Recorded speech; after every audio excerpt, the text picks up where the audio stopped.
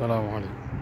এটা হচ্ছে মসজিদে ফাতহ, খন্দকের মসজিদ, যেখান থেকে খন্দকের মাঠে যেখান থেকে বিজয়ের ঘোষণা আসছে এবং রাসূলুল্লাহ সাল্লাল্লাহু আলাইহি ওয়াসাল্লাম এখানে প্রায় সময় এসে নামাজ পড়তেন।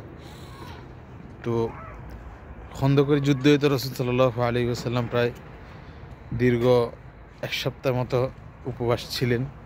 সাহাবায়ে কেরামরা অনেক কষ্ট করছেন, খননের কাজ চালাই গেছেন। তো এখানে আসছি ফজর পর থেকে এখানে একটু দেখতেছি, জিয়ারা করতেছি বিভিন্ন জায়গাগুলো। আমরা অনেক সময় রাসূলের জীবনীগুলো পড়ি, কিন্তু ওটা এক্সপ্লোর করার অ্যাবিলিটি আমাদের থাকে না, সেই ক্যাপাসিটি নাই। কারণ রাসূল সাল্লাল্লাহু আলাইহি ওয়াসাল্লাম 7 দিন মতো উপবাস ছিলেন, এটা শুধু মুখে বলা সম্ভব। কখনো এটার উপর 7 দিন তো দূরের কথা, এক বেলাও মনে করেন যে অনেক কষ্ট।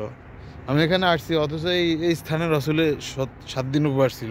আমার এখন খিদে লাগছে, প্লাস পাহাড়ে উঠছি তো একটু বেশি ক্লান্ত হয়ে গেছি। তাহলে আমরা যদি রাসূলের জামানায় থাকতাম, আল্লাহ মাফ করুক, তখন আল্লাহর ইচ্ছে ছিল হয়তো আমাদের নামটা মুনাফিকের কাতারে পড়ে যেত। কারণ এগুলো যদি চিন্তা করি না, সম্ভব মনে হয় না আমরা যুদ্ধ অংশগ্রহণ করতে পারতাম। ওটা এখন শুধু আমরা বলতে পারি, ওটা শুধু আমল করা তো দূরের কথা, ওটা চিন্তা করাও আমাদের জন্য দুষ্কর। তো আল্লাহ তাআলার হয়তো ইচ্ছে, আমরা অনেক সময় বলি যে আমরা যদি নবীজির জামানা হইতাম তাহলে সাহাবী হইতে পারতাম। আমার তো মনে হয় আমরা সাহাবীর পরিবর্তে আমরা মুনাফিক হয়ে যেতাম। কারণ হচ্ছে যে যে পরিস্থিতি বা যে গরমের ভিতরে যুদ্ধে করা অথবা রাসূলের দিক নির্দেশনা অনুযায়ী চলা, এটা অনেক কষ্টকর।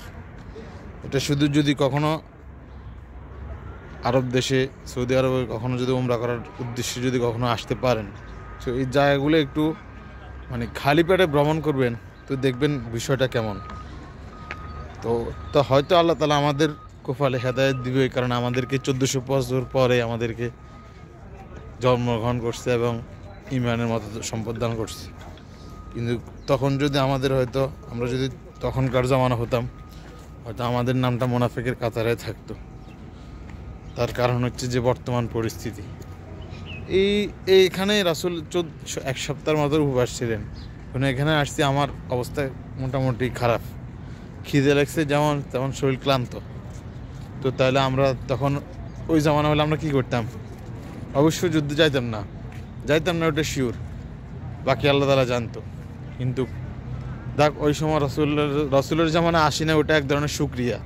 যদি মুনাফিকের খাতায় যদি নামটা উঠে যেত, যাক আলহামদুলিল্লাহ, আল্লাহ তাআলা 1400 বছর পরে পৃথিবীতে পাঠাইছেন এবং ঈমানের শহীদ আছি। মৃত্যুটাও যাতে ঈমানের শহীদ হয়, সবার মৃত্যু যাতে ঈমানের শহীদ হয়, সবাই যাতে জান্নাত লাভ করে। তো এই জন্য সবার জন্য দোয়া করি, একে অপরের জন্য দোয়া করি ইনশাআল্লাহ। আসসালামু আলাইকুম।